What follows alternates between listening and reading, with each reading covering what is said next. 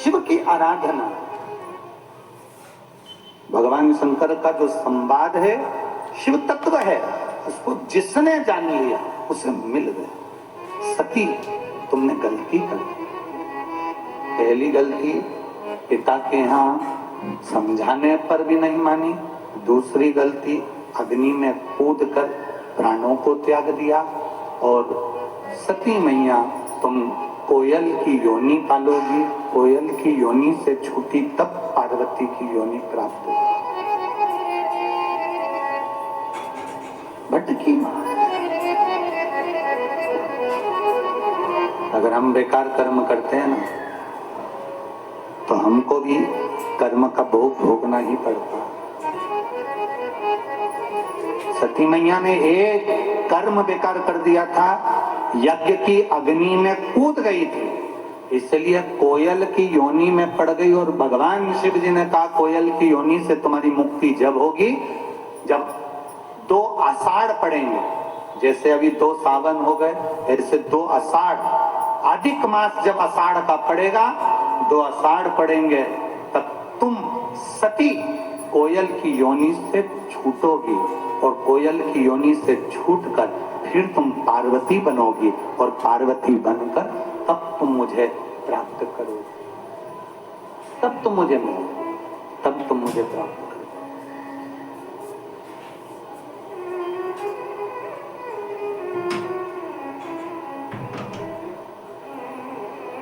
एक आप लोगों ने कभी स्मरण किया कि सभी देवताओं को लड्डू, पेड़ा, गुलाब जामुन, इमरती, भजिया, पकोड़ा सबका भोग लगता है। और कभी अगर आपके स्मरण में आता हो, जब शादी होती है, घर में कोई विशेष फंक्शन होता है, विशेष कोई आयोजन होता है, जब माताएं सुहागिल करती है, ये सौभाग्यवती नारी की गोद में जब सुहागिल होती है, माताएं जब बैठती है, तो चना और गुड़ का महत्व क्यों है?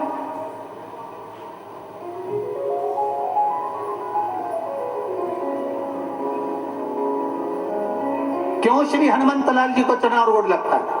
क्यों श्री शनि महाराज जी को चना और गुड़ लगता है? क्यों भगवान नारायण को चना गुड़ लगता है? क्यों देवता को चना और गुड़ का विशेष महत्व होता है? क्यों देवी को चना गुड़ का महत्व होता है? उसका महत्व क्या है? उसका स्मरण क्या? कभी कभी अपने चित्त वृत्ति में कभी एक प्रसंग आपके अगर कभी आ जाए तो अपनी बूढ़ी माता से, अपने घर की सौभाग्यवती नारियों से, कभी घर की बुजुर्ग माता से पूछना कि ये इतनी सुहागिल बैठती हैं तो इनकी गोदी में चना और गुड़, पेड़ा, मांग में सिंदूर भरकर पूजन कर कर घर में इन 11 को, 21 को, 7 को, 5 को ये क्यों दिया जाता? उसका चना गुड़ का महत्व क्या है?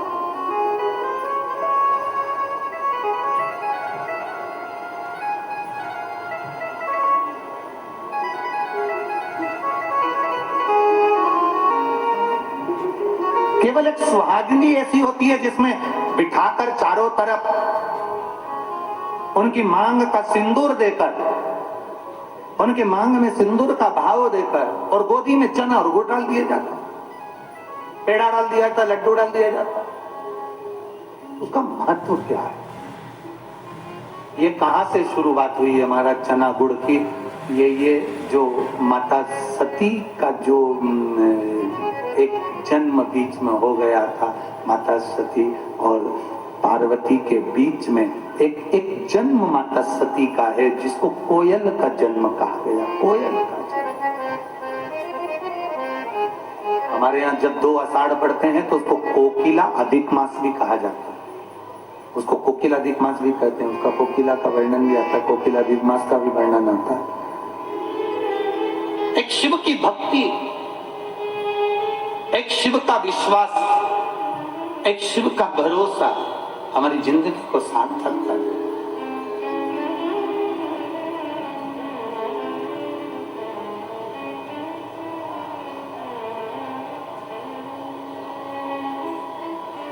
जब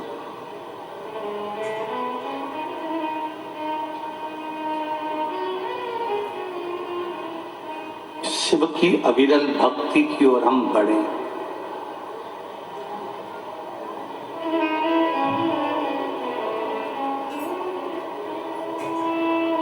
शिव की अविरल भक्ति की ओर जब हम आगे बढ़े तब तुम्हारे भीतर एक भाव विश्वास का आना चाहिए, भरोसे का। शरीर से भजन नहीं करना है,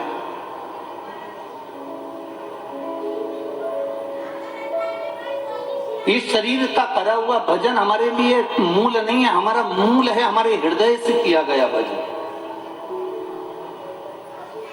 हमारे दिल से किया गया, हमारे हृदय चित्त से किया गया।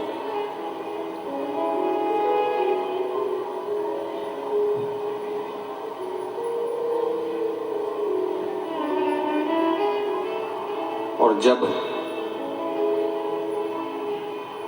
हमारे हृदय चित्त से हम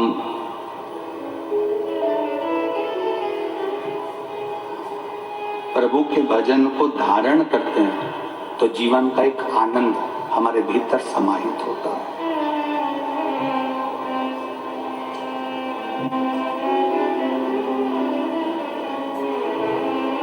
आप करो शिव की भक्ति, मना नहीं। आप करो भगवान का भजन, मना नहीं। क्यों? उसका कारण होता है। एक बेलपत्र अगर व्यासपीठ की दे रहे हैं तो ये दुनिया की सारी पूंजी से बढ़िया। हम ठीक कहते हैं, ये इतने लोग लाइन से बेलपत्र लेकर यहाँ से निकलते हैं, जाते हैं, इनको लगता होगा कि माला की मूलता है, गुरुजी को रुपट्टा पहना देंगे उसकी मूलता है। ना बाबू, तुम अगर आए हो, प्रणाम करा है, पोथी की एक बेलपत्र तुमको मिल गई ना, उस बेलपत्र को जिस दिन तुम समझ गए तुम्हारी जिंदगी संवर गई, समझ लो। उस बेलपत्र की महत्वता को समझो, तो उसको स्वीकार तो करो।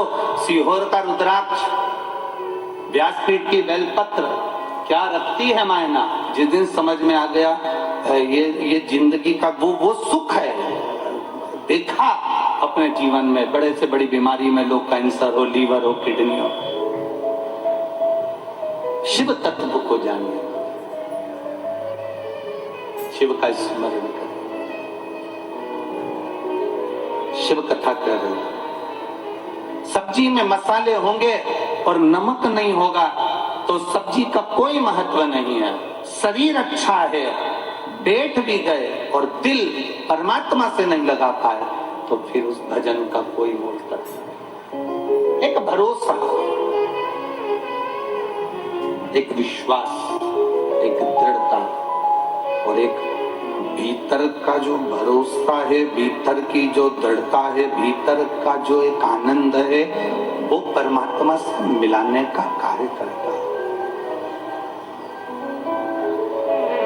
वो भी कर सकता है।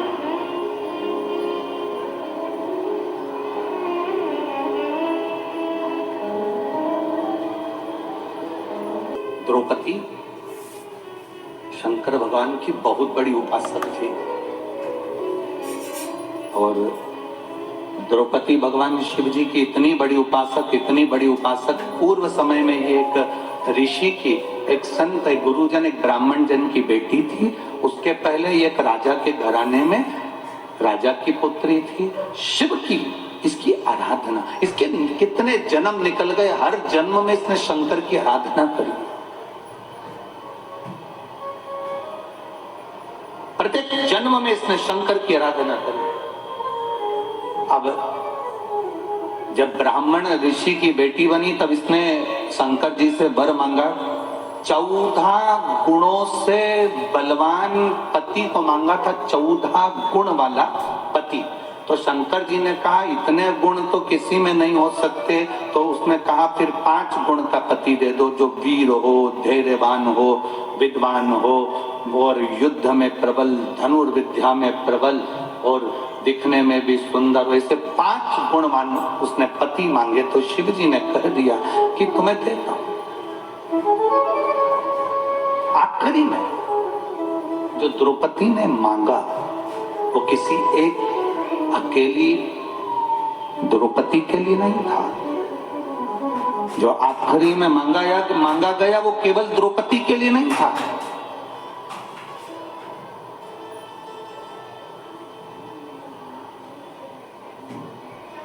जो आखिरी में मांगा वो द्रौपदी ने खुद के लिए नहीं मांगा। द्रौपदी ने क्या मांगा? एक वर और दे दीजिए भोलेनाथ। शंकर जी ने कहा मांगो कौन सा वर? स्त्री की पवित्रता का वर दे दीजिए। एक नारी की पवित्रता का वर दे दो।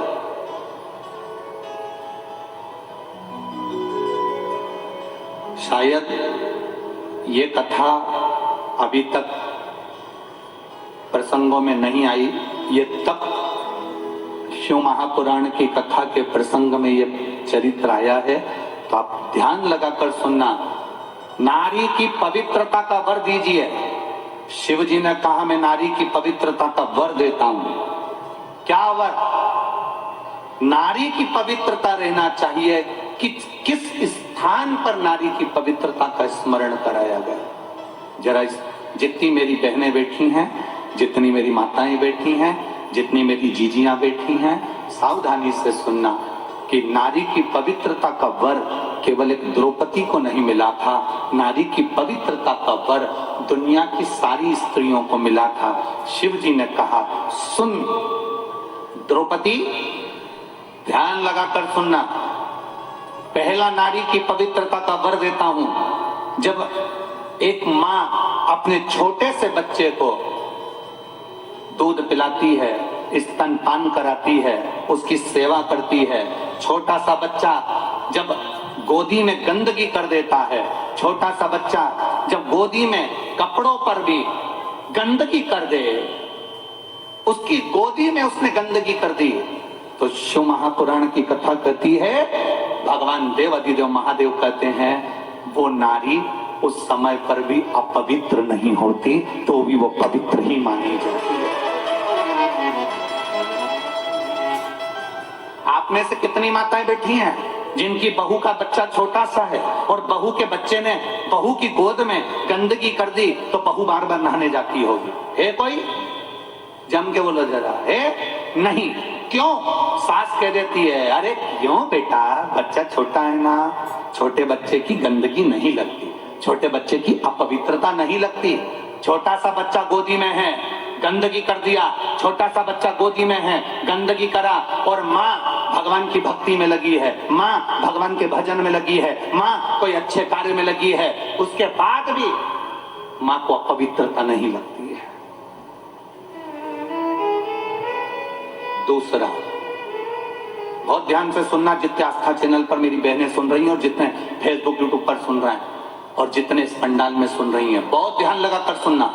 दूसरे नंबर पर मेरे महादेव कहते हैं पति की तबीयत खराब है, पति का स्वास्थ्य खराब है, पति का शरीर में कोई रोग हो गया और तुम स्नान करने के बाद पति की देखरेख कर रही हो और तुमने भगवान का दिया तक नहीं लगाया, भगवान का मंदिर में प्रणाम भी नहीं करा, पति की देखरेख में लग गई, पति का शरीर बेकार हो रहा है और उसको वो मलमूत्र भी कर रहा है और तू उसकी सेवा में लगी है, और सेवा में लगने के बाद भी अगर तू मेरी आराधना कर रही है तो भी तू अपवित्र नहीं होगी, पति की सेवा करने वाली पवित्र ही मानी जाएगी।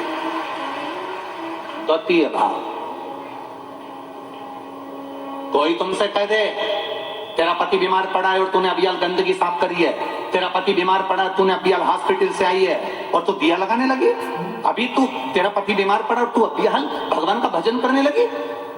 शंकर कहते हैं मैंने 3 जगह पर स्त्री को पवित्र कर दिया, 3 जगह पर। पहला, जम के बोलो मेरी माताएं, कब? जब गोदी में बच्चा रहता है, छोटा रहता है, आप उसकी देखरेख कर रही हो, गंदगी कर रहा है, साफ सफाई कर रहे हो, उसके बाद भी आप अपवित्र नहीं हो, पति की सेवा कर रही हो, पति को परमेश्वर मानकर पूछ रही हो, पति को सेवा कर रही हो, उसको दवाई दे रही हो, उसको गोली दे रही हो, उसका शरीर नहीं काम कर रहा है, इसके बाद भी वो गंदगी भी कर रहा है तो तुम साफ कर रही हो, तब तुम अपवित्र नहीं हो, तुम पवित्र ही कहलाओगी। तुम्हारे भीतर एक पवित्रता का भाव आएगा। और तीसरे नंबर पर घर में सास ससुर, घर में बुजुर्ग, घर में कोई बूढ़ा व्यक्ति बीमार है, तकलीफ में है, कष्ट में है, गंदगी भी कर रहा है और घर की बहू, घर के लोग उसको संभाल रहे हैं, उसकी सेवा में लगे हैं, तो शिव कहते हैं वो आप पवित्र नहीं कहलाएगी, पवित्र ही कहलाएगी। उसमें आप पवित्रता का भाव नहीं होगा।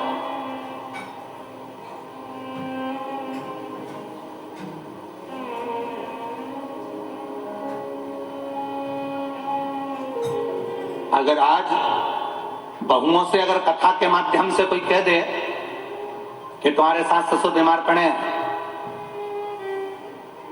और तुमने उनके अभी कपड़े बदले, उनकी गंदगी साफ करी है, जा तुम नहा के आओ, उसके बाद तुम यहां पर बैठना, उसके बाद तुम हमारा भजन करना, उसके बाद तुम्हारी हमारी भक्ति करना। अब भगवान की भक्ति से बड़ी सास ससुर की सेवा है कि सास ससुर की सेवा से बड़ी भगवान की भक्ति है? ईमानदारी से बोलना। सबसे बड़ी सेवा जो तुमने अपने बुजुर्गों की कर ली, उस बुजुर्ग की सेवा से बड़ी दुनिया में कोई भक्ति नहीं हो सकती, वो शिव की कृपा। 3 जगह पर नारी अपवित्र नहीं होती।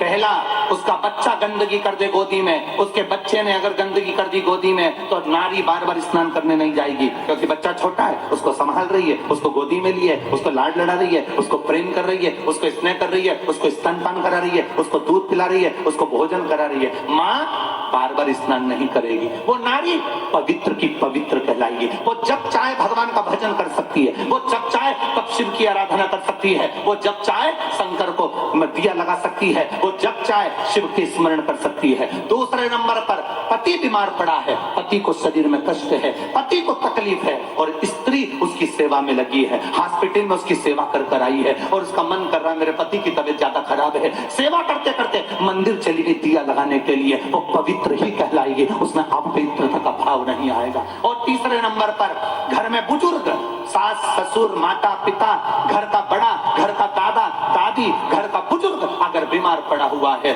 और बहू उनकी सेवा में लगी हुई है और सेवा करते करते भी उसने पूजन नहीं करी, मैं सेवा कर लूं इसके बाद पूजन करूंगी, फिर गई दिया लगाने के लिए भगवान के मंदिर में, तो भगवान उसको पवित्र नहीं मानता, भगवान उसको पवित्र ही मानता है। उसकी पवित्रता उसके जीवन की रहती है, क्योंकि भगवान की भक्ति, भगवान का भजन, भगवान का कीर्तन, भगवान का स्मरण फल जब देता है जब हम किसी की सेवा का मूल तत्व अपने अंदर उतार लेते हैं कि मैं सेवा कर रहा हूं।